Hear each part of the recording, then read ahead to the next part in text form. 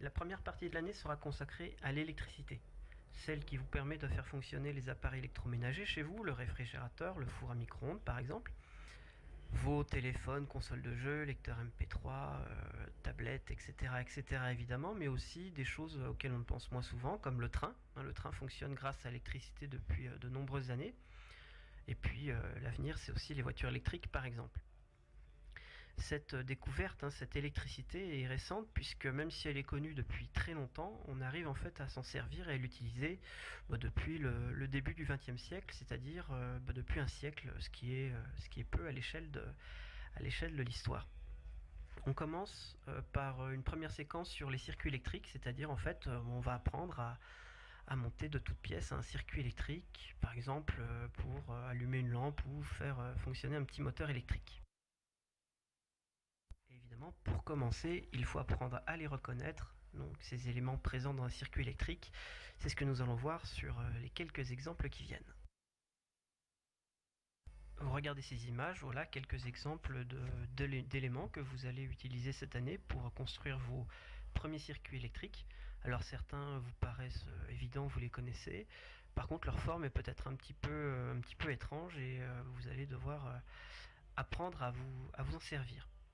Sur la page suivante, vous aurez évidemment les réponses, c'est-à-dire le nom de chaque élément et également sa fonction.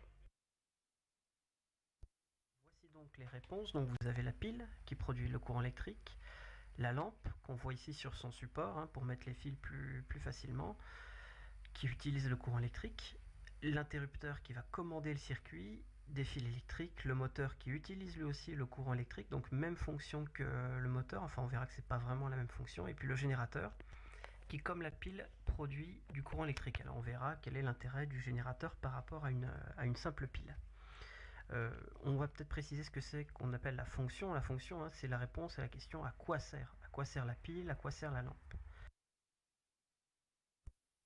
Si on prend cet exemple d'un circuit électrique où nous voulons allumer une lampe à l'aide d'une pile plate, si nous voulons pouvoir éteindre et allumer facilement la lampe, alors il faut utiliser ce qu'on appelle un interrupteur. Donc voici un exemple de circuit très simple que vous pouvez réaliser. Une lampe, un interrupteur et une pile, reliance entre eux par des fils de connexion, avec la lampe et son support, l'interrupteur et son support, et puis la pile qui est tenue par ce qu'on appelle des pinces crocodiles. Ce que vous voyez sur les fils, ce qu'on appelle des pinces crocodiles. Alors la première activité en classe, il faudra réutiliser ce que vous avez vu dans ce cours. Reconnaître les différents éléments du circuit électrique, connaître leurs fonctions, vous vous rappelez la question à quoi sert-il, et puis de réaliser un circuit simple.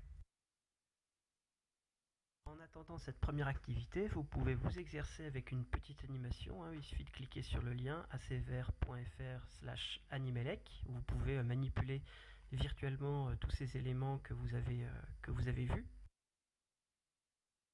Puis vous pouvez aller sur le site edmodo.com pour faire le premier quiz, pour voir si vous avez bien compris ce cours. Si ce n'est pas le cas, n'hésitez pas à m'envoyer un message sur ce même site, ou à tout simplement me poser des questions en début d'heure de cours.